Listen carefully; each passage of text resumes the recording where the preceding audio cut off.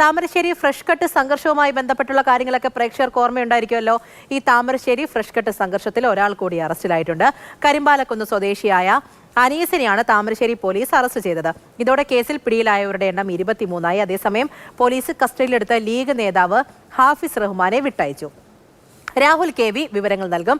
Rahul, good morning. ഈ fresh cut സംഘർഷവുമായി ബന്ധപ്പെട്ട് ഇപ്പോൾ ഉണ്ടായ നടപടി എങ്ങനെയാണ്? അപ്പോൾ അന്ന് കുറേ നമ്മൾ കണ്ടതാണ്, വലിയ പ്രതിഷേധമുണ്ടായിരുന്നു. നാട്ടുകാരുടെയൊക്കെ ഒരു നിലപാട് ഇപ്പോഴും ഈ വിഷയത്തിൽ എന്താണ്?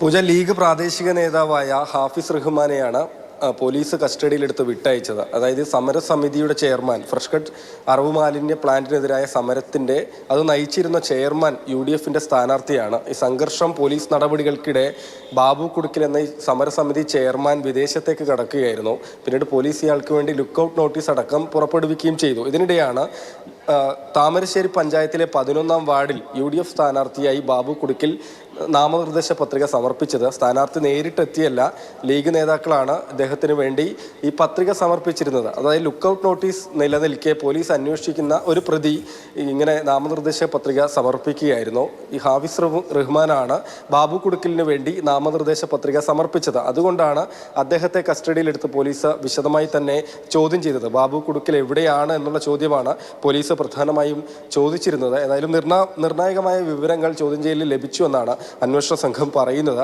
വിദേശത്തേക്ക് കടന്നു, ലുക്കൌട്ട് നോട്ടീസ് പുറപ്പെടുവിച്ചു. രാജ്യത്തുള്ള ഏത് വിമാനത്താവളത്തിൽ വന്നിറങ്ങിയാലും കൃത്യമായി ഇമിഗ്രേഷൻ വിഭാഗം തടഞ്ഞു വെക്കും. പോലീസിന് അത് സംബന്ധിച്ച വിവരം ലഭിക്കുകയും ചെയ്തു.